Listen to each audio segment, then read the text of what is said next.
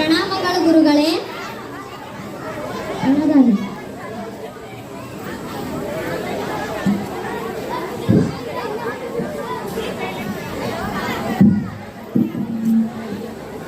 ಕುಳಿತುಕೊಳ್ಳಿ.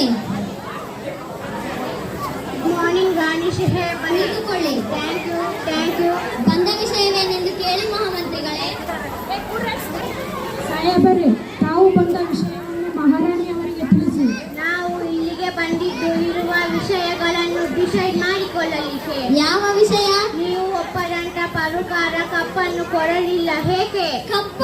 ನಾವು ನಿಮಗೆ ಕಪ್ಪ ಕೊಡಬೇಕೇ?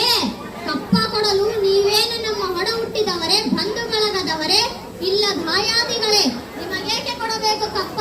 ಕಿತ್ತೂರು ನಿಮ್ಮಪ್ಪ ತಾತ ಮುತ್ತಾತಂದಿರು ಕಟ್ಟೆ ಬೆಳೆಸಿದ ಆಸ್ತಿ ಅಲ್ಲ, ಕನ್ನಡಿಗರ ಆಸ್ತಿ. ಹೀಗಿರುವಾಗ ನಿಮಗೇಕೆ ಕೊಡಬೇಕು ಕಪ್ಪ?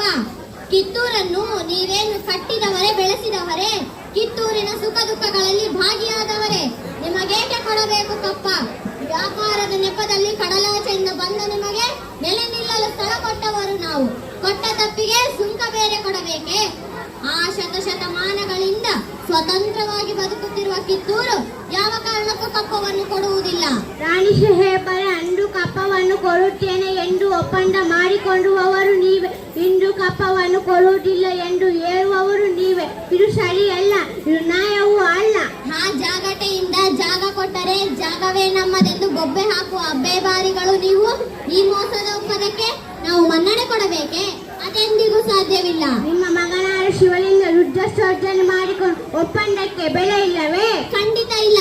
ಮೋಸದ ಒಪ್ಪಂದಕ್ಕೆ ಕಿತ್ತೂರು ಎಂದಿಗೂ ಬೆಲೆ ಕೊಡುವುದಿಲ್ಲ. ರಾಣಿ ಸಾಹೇಬರೇ, ಮಂಡ್ರು ಒಪ್ಪಂದ ಕಿತ್ತೂರಿನ ಮೇಲೆ ನಮಗೂ ಅಧಿಕಾರವಿದೆ. ಕಿತ್ತೂರು ಕನ್ನಡಾಂಬೆಯ ಮಕ್ಕಳ ಸ್ವತ್ತು ನಿಮ್ಮದಲ್ಲ, ಕಡಲಾಚೆಯಿಂದ ಬಂದ ಕುನ್ನಿಗಳದ್ದಲ್ಲ. ಜೀವನದೊಳಗೆ ನೀವು ಜೀವನದಿಂದ ನೀವು ಚೆಲ್ಲಾಟ ಆಡುತ್ತಿದ್ದೀರಾ. ಇದರ ಪ್ರಕಾರ ಪ್ರಾಣಾಶ ಮಾನಾಶ ಕಂಡು ಬರುವುದಿಲ್ಲ. ಹೊರಟು ಹೋಗು, ನಿನಗೆ ಜೀವದಾನ ಮಾಡಿದ್ದೇನೆ. All right.